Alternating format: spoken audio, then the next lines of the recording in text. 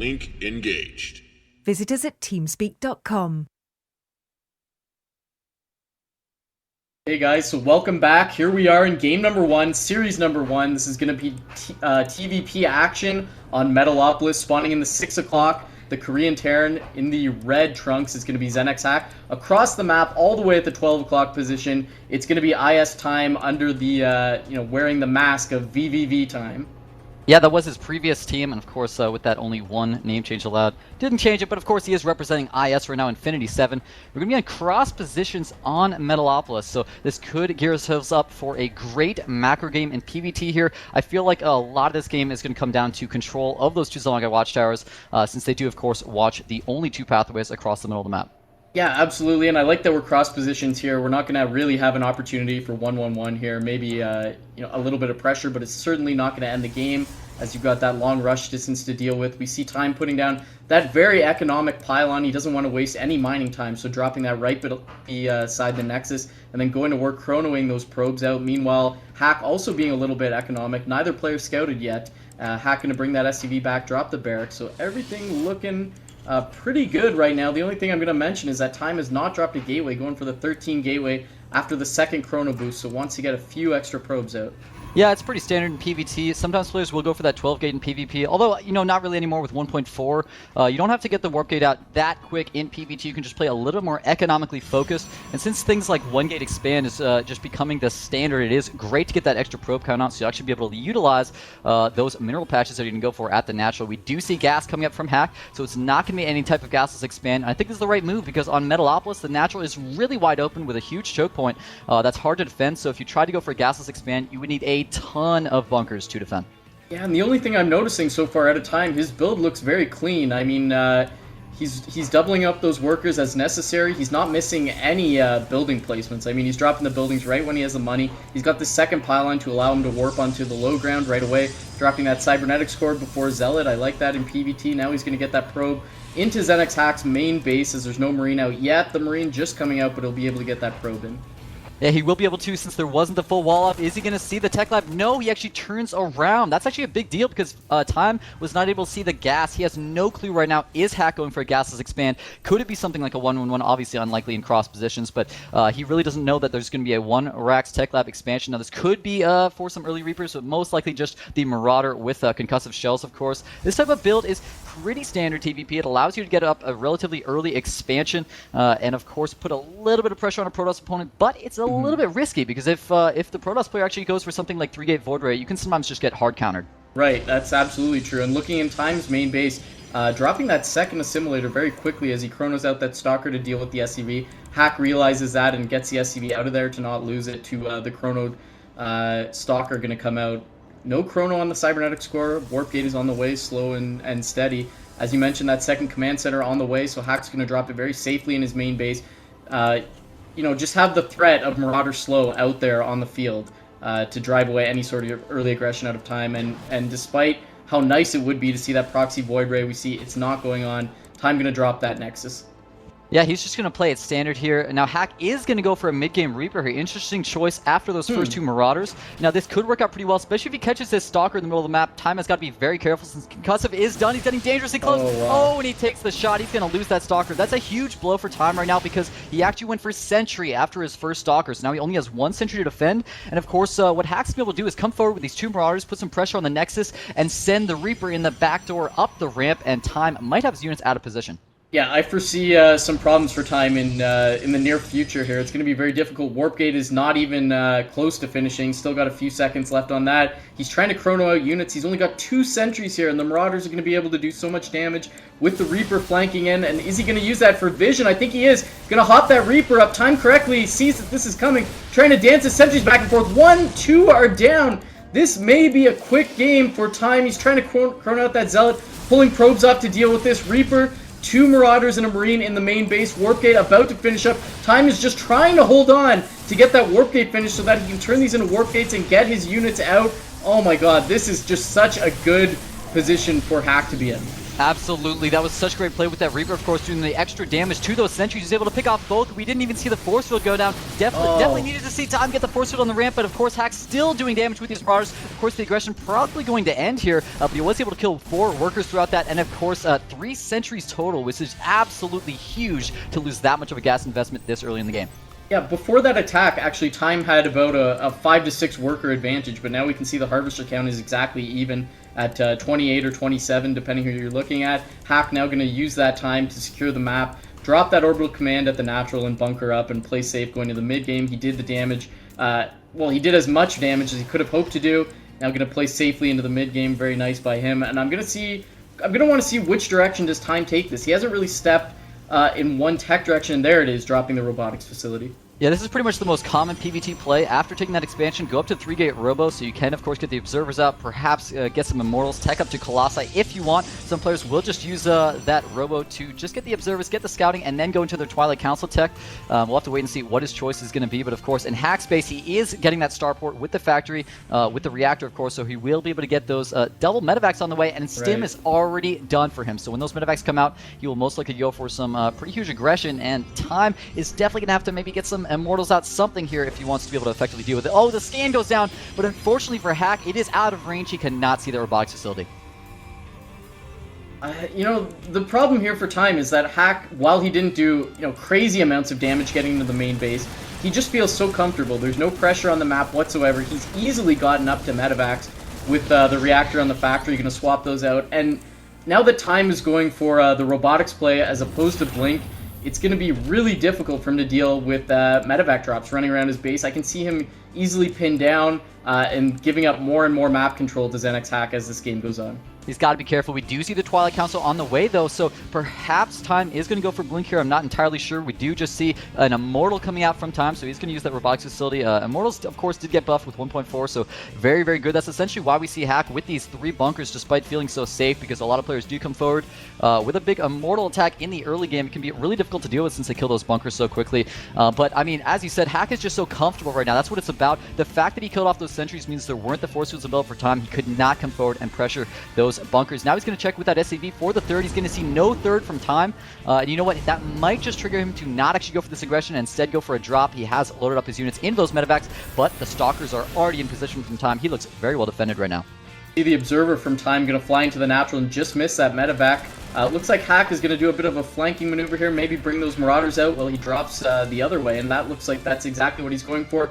Time going for charge, and that's the problem with drop play when you go Immortals first. You really need to get the charge out to get the Zealots in there. He's also trying to chrono out +1 armor, and the Stalkers are just in his base preparing for this drop. They're in a nice position, but looks like Hack can use his mental map hack and fly right around them. Difficult result there for Time. Yeah, he had his Stalkers spread out with a really nice position, and for some reason he moved them all down there to the bottom. I do not know why. Now he doesn't have vision of those line of sight blockers in that area, of course, in the main base. So now here it comes. The Observer sees the units coming into the natural, but he doesn't see the units coming in the main right now. A lot of probes are going down. He's taking out so much from Time. Where's the reaction? There we go. Now finally pulling those probes, but he's going to target fire the Forge. Plus 1 armor's on the way if he target fires it. Oh my god, he does get it. That is a huge blow to Time strategy right now. But the Zealots are warped in, so those are going to be able to clean up while the Stalkers clean up. Meanwhile, the counterattack at the natural, the Immortals doing so much damage to these Marauders, that counterattack at the natural completely shut down. So while Hack did very well to shut down that Forge and delay the upgrades, he donated quite a few units at the natural, not able to control at both positions at the same time. And Time would probably feel fairly comfortable here to take a third base.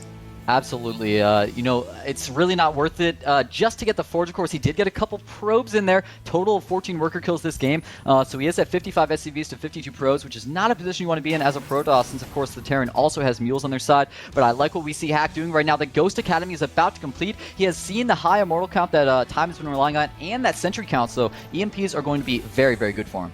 Hack is not missing a beat. He's got his third on the way very safely. He's not going to build it at the bottom right. He's going to build it at his natural and then float it over there. We can see the orbital command energy very, very low. And he's not missing a beat on macro either. He's getting those 2 barracks up. Going to add on whichever add-ons he chooses. I would guess 1 reactor, 1 tech lab, but we'll wait to see. Time going to counter by getting a Nexus at the top left to stay ahead. Or I guess to stay on pace with the economic game. He does have charge completed. Hasn't looked for Blink. Yeah, without that blink, it will be a little more difficult to deal with drops, but I think Hack kind of saw, with those stalkers there that, okay, I might not be able to be effective with drops in the future here. Just going to go for the more standard ground army here, use those medevacs for healing. He does have 2 ghosts now on the way, infantry armor level 1 as well, so he will be able to get up to 1-1. That is going to give him a nice little advantage since he picked off the Forge of Time, because Time just has +1 armor starting now, so it's possible that Hack will be able to come forward with a timing attack when he has 1-1 and Time is still at 0-0. So this could work out really well for Hack if he gets those EMPs off. But of course, Time has started mixing in Archon, so he's going to need quite a few EMPs to be effective. Hack's been playing so safe all game that I'm almost shocked that he's going straight for the gold, but why not? I didn't even consider it. I thought he just floated safely to the bottom right and kind of compounded his advantage, but no. Bring all these SCVs, going to drop that command center right on the gold and start bombing mules onto that delicious golden mineral patches. And, now the pressure's on Time. He's got to do something to respond to that. He can't just let a Terran drop mules on there all day. Yeah, I like his decision as well to go for that Planetary Fortress. In this position on Metalopolis, there's not a lot of space behind the mineral lines, so there's not a lot you can do to a Planetary Fortress just to harass it. So it will protect him against counterattacks pretty darn effectively, which should be a pretty good situation. We can see his macro just absolutely exploding right now. He has such an income advantage. It's like 2,300 minerals per minute, actually going up to 2,600 almost, compared to about the 2,000 a minute per 4 times. So if Hack just waits, gets maybe a minute or 2 of that macro advantage from this base, then moves forward for a big timing, Time might just not have enough units to deal with it. And there's 3 ghosts out now with 3 EMPs between them. They're always getting more energy, so they may be up to 6 EMPs by the time the battle actually goes. He does have that Mobius reactor as well. Hasn't quite got an armory to continue with upgrades yet. Or excuse me, he does have an armory, but he's not continuing with +1 or +2 or +2 armor. Just pushing forward a little bit. He's got a drop, going to flank around, and we can see it queued up to the top left to drop behind Time's Nexus there, while he pushes up the left lane with his main army. And Time is being very passive here. He's actually switched over to Colossi out of 2 robotics. So he's going to try to get those out to deal with this bio-heavy army. Yeah, this is insane. I can't believe he can afford this. He's not just going for double Robo Colossi, he's also getting a Templar Archives with Storm, right. Not just using those for feedback, but he doesn't have any Templar right now yet that I can see anywhere on the map. Checking the units tab, no, he does not have a single Templar, so he's not going to have the energy and time, and even if he did, Hack would of course be able to EMP it, but he's got to be careful because Time does have these Colossi on the upper ground. If Hack goes into a risky position here up against this cliff, he could take a lot of splash damage, but of course Time is the one that's in trouble since he is just at those 0-1 upgrades, and Hack has the 1-1. He's going to stim forward and go for the engagement. Time's army is very spread out here. I don't know if he's going to have enough to deal with this. Yeah, here we go. No thermal lance on the Colossi, so keep that in mind as there's a big flank going on. And EMP is being dropped on everything. The Immortals drop, the Archon drop, as Hack dances back and forth, trying to split up his army. He's in a very nice position here, dancing back and forth, continuing to EMP and try to snipe these units down. Now he's finally committing to engaging. The force field's going down, but they're not doing much to hold this Terran ball back. And it looks like Time will actually be able to hold this, but I think Hack is going to be happy with that engagement and with that trade.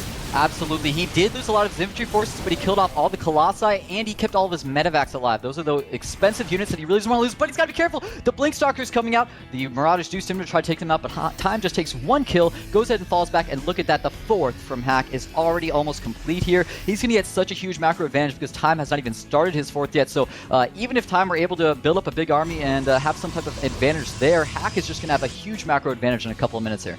I wonder why Time's not getting thermal lance. I don't know if that's a misstep or if he just thinks he can't afford it. Clearly has the economy. There we go, finally chronoing it out and starting that thermal lance. That really would have helped him in the past battle, especially along the cliffs, being able to dance back and forth and deal damage to those Marauders. We can see Time is dropping some pylons over at the 9 o'clock, clearly looking to take that 9 o'clock natural, but Hack is 1 step ahead of him, turning his command center at the bottom right into an orbital, and he's actually going to drop a sensor tower at the gold so that no funny business really sneaks by and causes any problems for Hack. Yeah, he not only has a sensor tower, but he of course has both ZeNEXHack towers being held right now. That's going to give him an unbelievable amount of map control. If Time wants to come forward for any ground aggression, he has got to go through the vision that Hack's going to see it coming. He's going to be able to defend pretty well. So I feel like in this type of a situation where Time is really struggling to get map control, I feel like it would be a good idea to maybe mix in a Warp Prism, go for some aggression, because of course Hack is leaving his entire army over at that 3rd. He could just go for some drops maybe in the main and the natural, but that's not going to be the case. Hack's going to move forward with a big attack right now. He does have +1 ship weapons on the way and 3 infantry upgrades, so he's going to have insane upgrade advantage pretty soon here. Looks like he only has, I believe, 4 Vikings, maybe 6 Vikings now with this army, though. Nice scan to pick off the Observer. We'll have to see if that's going to be enough, though, to deal with the 5 Colossi. You have Time. Looks like the engagement's going to happen right now. The Stalker's trying to pick off Some of the medevacs, the Marauders doing an insane amount of damage, but there are no sentry support shields. The EMPs go off, getting all of the Colossi, getting the most of the army as well. None of these units have any shields. There's no use for them, any energy either. No Templar for Storm, and it looks like Time might be losing his entire army. Yeah, meanwhile, in the main base, Hack has continued to drop Marauders in there. He actually killed... Oh, it doesn't even matter. GG for VVV Time. Wow. Hack played a clinic there, cutting him apart. I feel like Time actually played very, very well. I like his idea to sit back, play passively, and try to get up to 200, but he was just dissected apart by Hack. He really was. We saw that upgrade advantage making an unbelievable amount of difference in that game. So Hack picking off that Forge ended up being a really big deal. And remember that Time had his Stalkers spread out in position to defend, but he critically moved them away. If he had not done that, maybe he could have kept that Forge alive and maybe would have seen a completely different game. That drop was so key because Thermal Lance actually didn't complete out of that robotics bay, and then he went forward, shut down the robotics facility, and I mean, Hack just won on both fronts. He was won in the drop, and he also killed the entire army, staying ahead on the economy. That was the thing that was most interesting to me, watching Hack take that gold and not miss a beat on macro. Even though he was dropping mules on the gold, his minerals were below 200 seemingly all game. He was dropping barracks as he needed them in anticipation of taking that gold. It was just incredibly clean play out of him. Yeah, that's something that a lot of Terran players do have trouble with when they take that gold. And I mean, look at Time's, his resources at the end of that game were 1,600 minerals, 1,400 gas compared to the 300 minerals, 200 gas for Hack. So Time, I mean, granted, that was at the end of the game after the engagement already happened, so I'm not sure what his macro was like during the engagement. But either way, Time, definitely, if he wants to get back into this series, is going to have to, work on that macro, make sure he plays completely safe and doesn't lose any of those tech buildings to those drops. So that's going to do it for game one, guys. Don't go anywhere. We'll be right back with game two after this quick commercial break.